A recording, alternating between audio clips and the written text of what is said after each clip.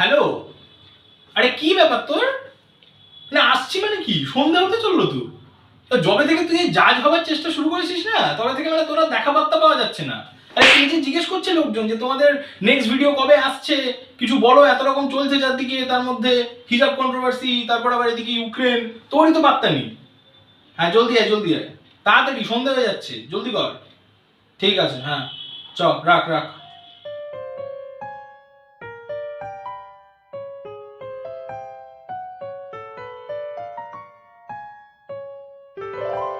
আরে বলো না, ওই ইলেকশনের এত ভিড় রাস্তায় আসতে সময় লেগে গেল ওই জন্য আমার।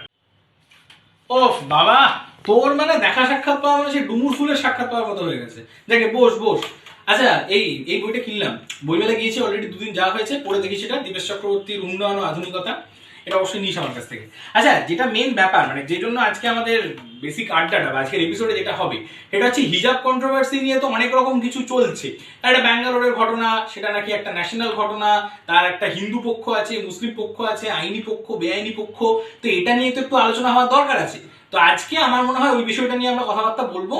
তো যেটা তোকে আমি প্রথম বলবো আর কি, যেটা দিয়ে আমার মনে হয় আমাদের শুরু করা দরকার, সেটা হচ্ছে যে তুই এই যে ধর একটা আইনের হিন্দু দিক মুসলিম দিক, এই ব্যাপারটা নিয়ে যদি একটু বলিস, এটা কি আদৌ একটা হিন্দু মুসলিম ডিবেট নাকি এটা একটা অন্য ধরনের কোনো ডিবেট, সেটা তুই যদি একটু বলে শুরু করিস, তাহলে আমার মনে হয় যে ব্যাপারটা এগোতে পারা যাবে। সেটা যদি একটু বল। দেখো, এসব পলিটিক্যাল ডিবেটস, টিভি ডিবেটস, এইগুলোতে আমি অতটা যাব না, ইন্ডালজও হব না। কেননা এটা আইনের কোনো হিন্দু দিক কোনো মুসলিম দিক থাকতে পারে না। আইনের একটাই দিক, সংবিধান। সংবিধানের ভ্যালিডিটি কতটা, যে কাজটা হচ্ছে, আর কি কি তোমার আইনি জাজমেন্টস আছে, সেইগুলো নিয়ে আমরা আলোচনা করতে পারি। কেননা ব্যাপারটা হয়েছে যে পোলারাইজেশন সোসাইটিতে তো এতটা যে সব কিছুরই একটা হিন্দু একটা মুসলমান দিক দেখা হচ্ছে, ঠিক আছে? এবার এই জিনিসটা দেখতে গেলে আমাদেরকে প্রথমে বুঝতে হবে যে সেকুলারিজম বা ধর্ম নিরপেক্ষতা, যদিও সেকুলারিজমের আক্ষরিক অর্থে লিটারাল ট্রান্সলেশন কিন্তু ধর্ম নিরপেক্ষতা নয়, কিন্তু তাও সেকুলারিজম নিয়ে বুঝতে গেলে আমাদের একটা ফান্ডামেন্টাল ডিফারেন্স বুঝতে হবে। ডিফারেন্সটা কি? যে সেকুলারিজম কয়েন করেছিলেন একজন ব্রিটিশ বা ইংলিশ জার্নালিস্ট, যার নাম হচ্ছে জর্জ জেকব হোলিয়াকে। আর 1851-এ তিনি কয়েন করেন এই জিনিসটা। এবার ওয়েস্টার্ন কনসেপ্ট কি সেকুলারিজমের? তথাকথিত separation of church from the state. এটার কারণ হচ্ছে যে দীর্ঘদিন ধরে ক্রুসেডস হয়েছে, হোলি ওয়ার্স হয়েছে, 30 ইয়ার্স ওয়ার হয়েছে, 8 ইয়ার ওয়ার হয়েছে, বহু যুদ্ধ, ধর্ম নিয়ে, ধর্মের রাজনীতিকরণ নিয়ে বহু যুদ্ধ। তার তার থেকে বাঁচতে মানুষ তোমার separation of church from the স্টেটই একমাত্র উপায় বেছে নিয়েছে। তার মানে এটা একটা সমঝোতা ছিল, সেকুলারিজম ওয়াজ আ কম্প্রোমাইজ। কিন্তু আমাদের দেশে কিন্তু সেটা নয়। আমাদের দেশে কিন্তু দীর্ঘদিন নানা প্রজাতির মানুষ, নানা ধর্মের মানুষ একসাথে সংসার করেছে, একসাথে থেকেছে।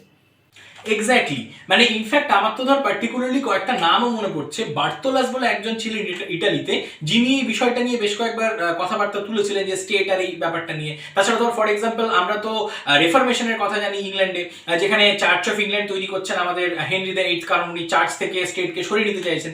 তো এটা যদি তুই বলেছিস একদম সত্যি কথা, যে আমাদের দেশে কিন্তু সেকুলারিজমের মানেটা ইউরোপের মতো নয়। কারণ আমাদের এখানে সেকুলারিজম মানে সব ধর্মের সমন্বয়, যেটা গান্ধিয়ান কনসেপ্টে বলতে পারা যায়, যে সকল ধর্মই সেখানে কিন্তু সমান গুরুত্ব পাবে। এমন নয় যে ধর্মকে আমরা একেবারে সরিয়ে রেখে দিলাম, কারণ সেটা আমাদের মতো এত ধর্মে, মানে এত ধর্মের লোক রয়েছে যে দেশে, সেখানে সম্ভব নয়। আমার প্রশ্নটা হচ্ছে যে এই যে ইন্ডিয়ান আইডিয়া অফ সেকুলারিজম, সেইটার ইমপ্লিমেন্টেশনটা হিজাব ডিবেটে তুই কিভাবে করবি? দেখো, দুটো জিনিস খুব ইম্পর্টেন্ট। যেটা বেসিক, যে সেকুলারিজম আমাদের কনস্টিটিউশনে, সেকুলারিজম টার্মিনোলজিটা লেটে ইনসার্টেড হয়েছে, যখন দেশের অধিকাংশ বিরোধী নেতারাই পার্লামেন্টে নেই, তারা জেলে, এমার্জেন্সির সময়। তার মানে এটা নয় যে আমাদের যারা সংবিধান বানিয়েছিল তারা একটা সেকুলার স্টেট ভিশন করেনি, নিশ্চয়ই করেছিল। আর সেই জন্যই আর্টিকেল 25 থেকে 28-এ তারা রিলিজিয়াস ফ্রিডম দিয়েছিল। এবার এই ইস্যুটাতে বলতে গেলে যেটা বলতে হবে, যে যাই রিলিজিয়াস ফ্রিডম আমাদের আছে, সেটা is subject to public health, social order or public order and morality. এবার হিজাব কন্ট্রোভার্সি বলে কিছু নেই, let's be very clear about this. হিজাব কন্ট্রোভার্সি বলেই কিছু নেই। এইটা হচ্ছে কর্ণাটকার স্টেটকে একটা অ্যাক্টের মাধ্যমে, যেটা কর্ণাটকার পার্লামেন্টে পাস হয়েছিল 1983 সালে, ঠিক আছে, আর ইমপ্লিমেন্টেড হয়েছে 1995 সাল থেকে বা 93, ঠিক আমার মনে পড়ছে না এখন। কিন্তু এই স্টেটকে একটা আইনের মাধ্যমে এই পাওয়ারটা দেওয়া, যে স্টেটে যেসব ইনস্টিটিউশন আছে, এডুকেশনাল ইনস্টিটিউশন আছে, রুল বানিয়ে সেখানে কি কি ইউনিফর্ম পরা যেতে পারে for the sake of maintenance of uniformity, আর ওই পাবলিক ইউনিভার্সিটি বা স্টেট এডেড ইউনিভার্সিটিতে যারা পড়বে তাদেরকে সেই রুলের পালন করতে হবে। এইটা প্রথমত একটা প্যান ইন্ডিয়া জিনিস নয়, কারণ এইটা শুধুমাত্র একটা স্টেটের পার্লামেন্টে পাস হওয়া একটা অ্যাক্ট, যেটা সেই স্টেটেই অ্যাপ্লিকেবল শুধুমাত্র। তো গোটা ইন্ডিয়াতে যে কন্ট্রোভার্সিটা হচ্ছে এটা নিয়ে, সেটা ডেফিনেটলি অনেক অ্যাঙ্গেলস থাকতে পারে, যেমন মানে একটা মহিলা বা পুরুষ তার নিজস্ব ধর্ম পালন করার চয়েস মানে আছে, সেইটার একটা প্যান ইন্ডিয়া অ্যাপ্রোচ থাকতে পারে। কিন্তু এই ডিবেটটা কিন্তু হিজাব কোথাও মেনশন করা নেই, ঠিক আছে। এটা বলেছে যে সিম্পলি তুমি তোমার রিলিজিয়াস অ্যাটায়ার পরে স্কুলে আসতে পারো না, তার একটাই কারণ যে সেটা তোমার ইউনিফর্মিটিটা ব্রিচ করে। তো হিজাব নয়, এটা হিন্দুদের ক্ষেত্রেও প্রযোজ্য, মুসলমানদের ক্ষেত্রেও প্রযোজ্য, অন্যান্য ধর্মের ক্ষেত্রেও প্রযোজ্য। কিন্তু এই কিন্তুটাতেই আমি আসছিলাম। একটা তোকে এক্সাম্পল দিই, ধর অনেক বিবাহিত মহিলা এরা তো কলেজে পড়ে, এবার ধরে নে কোনো একজন হিন্দু বিবাহিত মহিলা সে কলেজে যাচ্ছে মাথায় সিঁদুর পরে, তখন কি তাহলে এই লটা বা যে কোনো স্টেট বলবে তাকে যে না তুমি সিঁদুর পরে আসতে পারবে না? এটা কিন্তু ভুলে গেলে চলবে না যে সিঁদুরও কিন্তু একটা ধর্মীয় মোটামুটি পরিচ্ছেদের মতোই বলা যায়, হয়তো পোশাক নয় কিন্তু সেটা কিন্তু একটা ধর্মীয় চিহ্ন, কারণ এটা হিন্দু বিবাহিত মহিলারাই পরে থাকেন। তো তাহলে কি একটা হিন্দু বিবাহিত মহিলাকে এটা বলা যাবে যে তুমি সিঁদুর পরে আসবে না? মানে সেটা হয়তো আগুন লেগে যাবে। তো এইটা কি তাহলে সত্যি মুসলিম আর হিন্দুদের ক্ষেত্রে সমানভাবে দেখা হচ্ছে? এইটা একটা বিষয় তুই আমাকে বল। আরেকটা যেটা আমার পয়েন্ট সেটা হলো যে মুসলিমরা আমাদের এখানকার ভারতবর্ষের একটা রিলিজিয়াস মাইনরিটি, হ্যাঁ হয়তো সব থেকে বড় religious minority, but still a minority. তো এখনকার ভারতবর্ষ যেখানে কিনা সিএ এর মতো আইন আনা হচ্ছে এবং ব্লেটেন্টলি ধর্মের ভিত্তিতে বিভাজনটা করে ফেলছে সরকার স্বয়ং, তো সেই রকম জায়গায় যেহেতু আমাদের দেশের আইন বলে, আমাদের প্রিয়াম্বেল বলে যে যে কেউ যে কোনো ধর্ম পালন করতে পারে তার আইনি আওতার মধ্যে থেকে, তো সেখানে কেউ যদি নিজের ধর্মীয় আইডেন্টিটিটাকে তুলে ধরতে চায় একজন স্টুডেন্ট, তো সেটা করার তো স্বাধীনতা থাকবে না কেন? আর সেটা যদি সে করছে সেজন্য তাকে ক্লাস থেকে বার করে দেওয়া হবে, কলেজে ঢুকতে দেওয়া হবে না, বা কলেজে ঢুকলে মানে 5-6 জন এরকম হিন্দু বীরপুঙ্গব সেখানে তাকে রীতিমতো মব করবার চেষ্টা করবে। এইগুলো কি আদৌ ন্যায়সঙ্গত বা এইগুলো কি আদৌ অ্যাকসেপ্টেবল বলে তোর মনে হয়?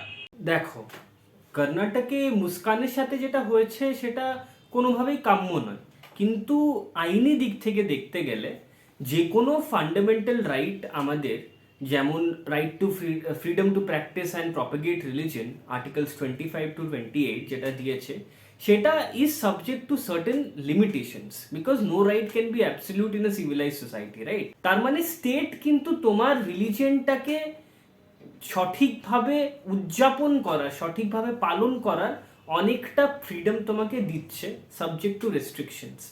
কিন্তু এখানে প্রবলেমটা হচ্ছে যে আমাদের দেশে আইন কিছুভাবে তৈরি হয়। তা তো প্রথম যেভাবে আইন তৈরি হয় সেটা হচ্ছে পার্লামেন্টে যেভাবে আইন ল তৈরি হয়, ডিবেটস হয়, তারপরে পার্লামেন্ট একটা ল বানায়, বিল হয়, বিলটা প্রেসিডেন্টের অ্যাসেন্ট পায়, তো তারপরে অ্যাক্ট হয়, সেটা সেইভাবে একটা ল হয়।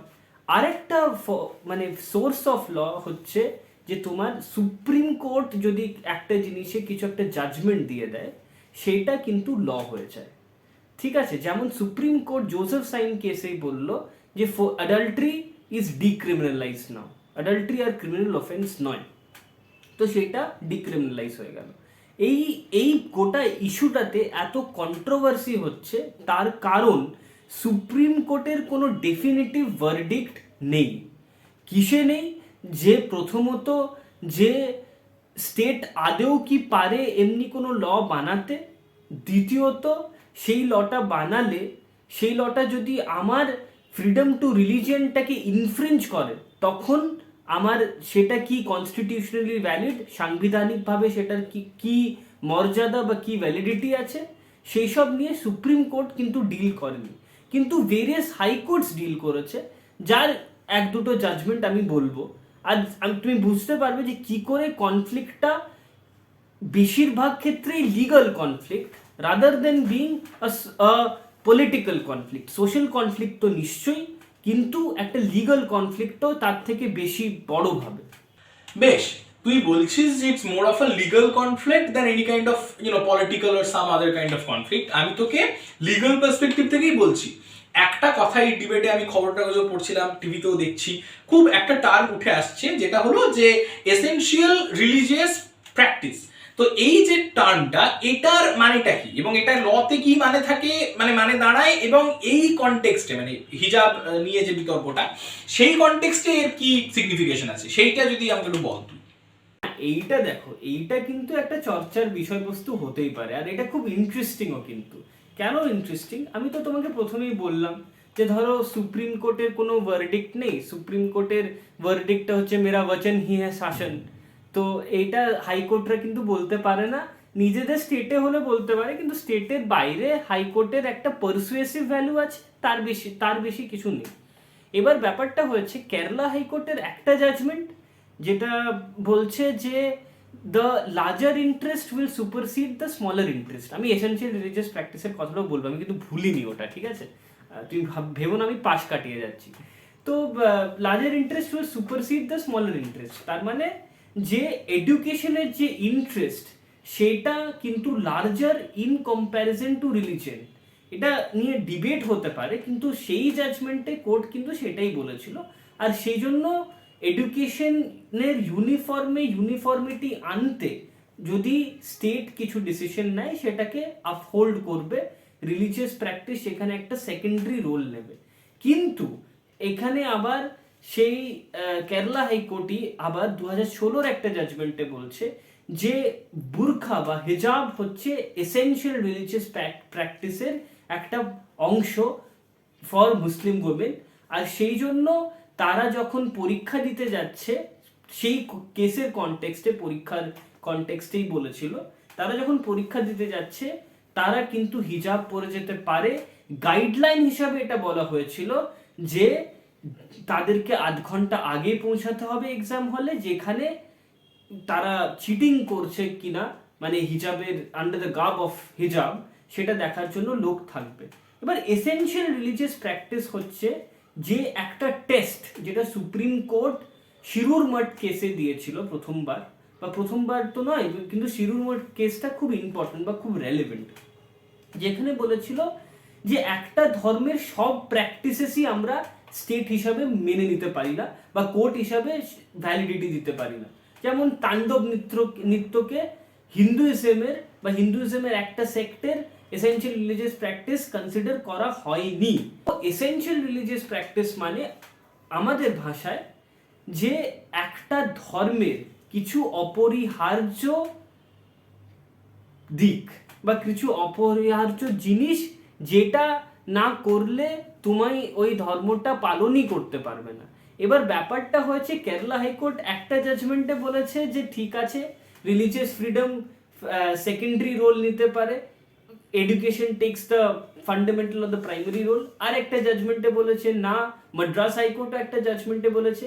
Interestingly, very interesting, Bijoe Emmanuel case যদি তুমি দেখো, সেখানে জিওভাস উইটনেস বলে একটা ক্রিশ্চিয়ান সেক্ট, ওরা বলেছে যে আমি যখন স্কুলে ন্যাশনাল অ্যান্থেম চলছে আমি সেটা গাইবো না, I will stand, I will remain quiet, but it is against my sect to Singh.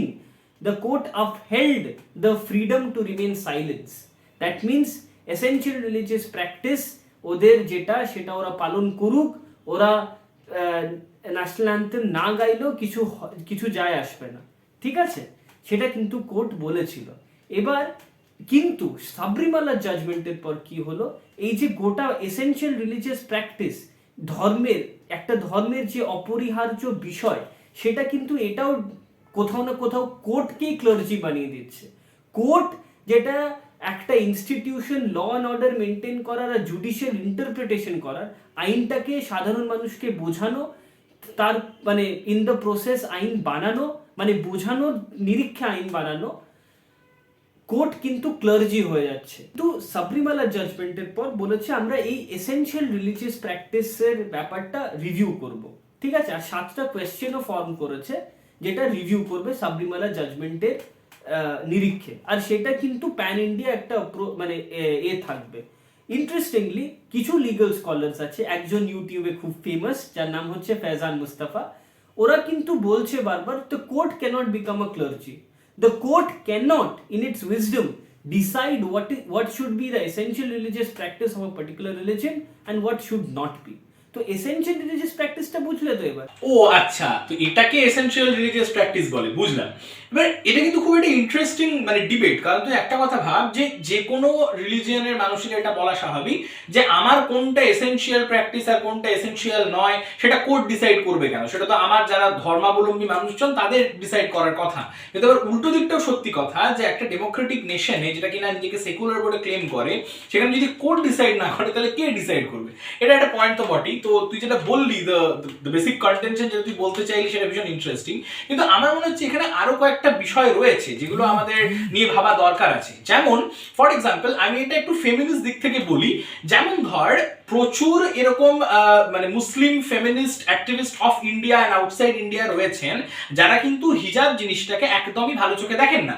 যেমন ধর ফর এক্সাম্পল আমরা বেগম রোকেয়ার কথা বলতে পারি। এরকম আরো অনেকে কিন্তু বারবার বলছেন যে এটা ভীষণ রকমের একটা মানে মুসলিম সমাজের পিতৃতান্ত্রিক ধারণা যে তাদের মেয়েদেরকে সমস্ত শরীর ঢেকে রাখতে হবে, কারণ যে কোনো ভাবেই হোক তাদেরকে একটা সার্টেন কাইন্ড অফ শালীনতার যে গণ্ডি সেটাকে মেনটেন করতে হবে। তো সেদিক থেকে কিন্তু এটা ভীষণ রকমের একটা পেট্রিয়ার্কাল জিনিস। আবার অন্য দিক থেকে উল্টো কথাটাও কিন্তু সত্যি যে মুস্কান বল বা অন্য আরো অনেক মুসলিম মেয়েরা যারা নিজেদের সচেতনতায় কি বলে আমাদের হিজাব পড়ছেন, তাদেরও কিন্তু এটা একটা স্বাধীনতা। মানে একদিক থেকে সেটা ধর্মীয় স্বাধীনতা, আবার মহিলা হিসেবেও কিন্তু তাদের নিজেদের পোশাক চুজ করার স্বাধীনতা দেওয়া উচিত। তো এই দুটো বিষয়ের মাঝামাঝি জায়গায় পড়ে গিয়েছে হচ্ছে আমাদের এই পুরো যে কর্ণাটক গভর্নমেন্টের যে লটা বা যে নিয়মটা, সেটা কারণ এটা একই সঙ্গে মানে ধর্মীয় স্বাধীনতা আবার নারী স্বাধীনতা দুটোর ঠিক মধ্যখানে পড়ে আছে।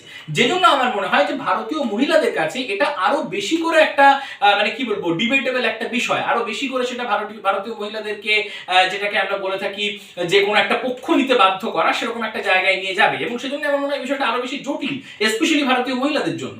সেটাই কথা। এবার বলে না the devil always lies in the detail, তো সেটাই হচ্ছে ব্যাপার।